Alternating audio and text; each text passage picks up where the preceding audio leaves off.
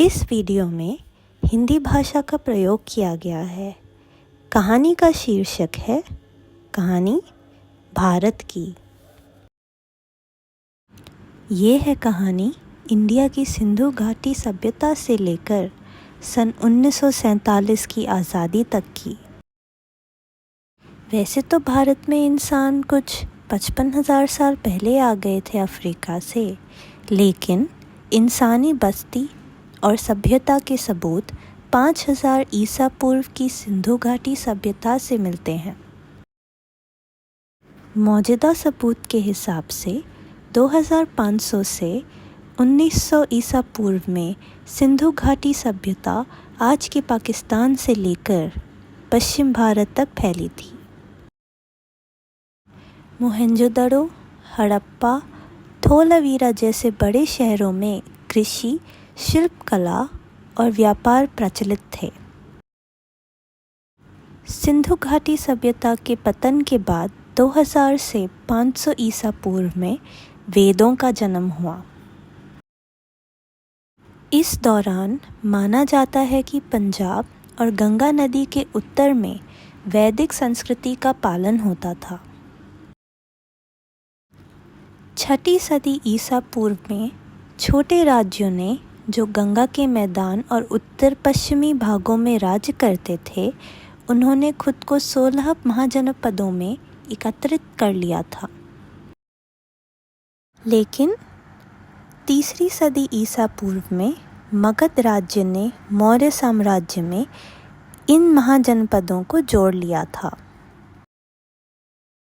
4ठी और 5वीं सदी वर्तमान युग में गुप्त साम्राज्य आया, जिसमें मूर्तिकला, वास्तुकला, विज्ञान, खगोल विज्ञान और चिकित्सा ने प्रगति की।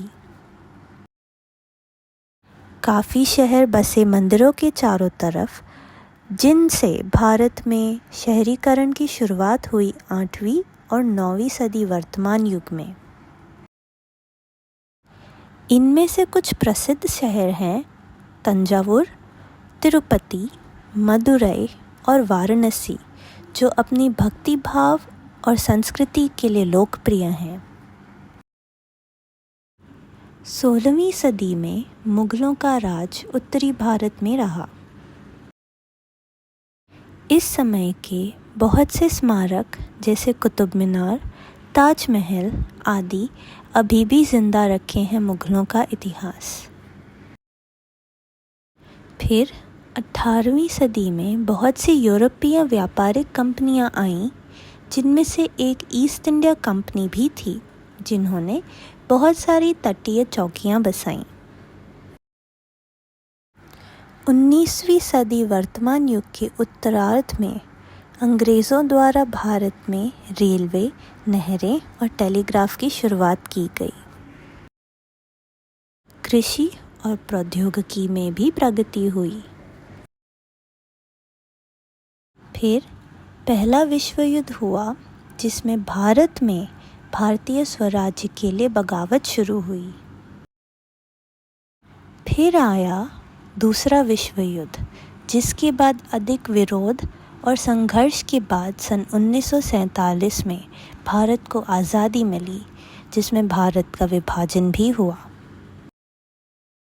इसके बाद बना वो देश जिसे हम वर्तमान के इंडिया के नाम से जानते हैं।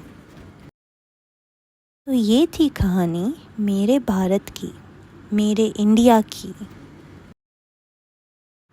धन्यवाद।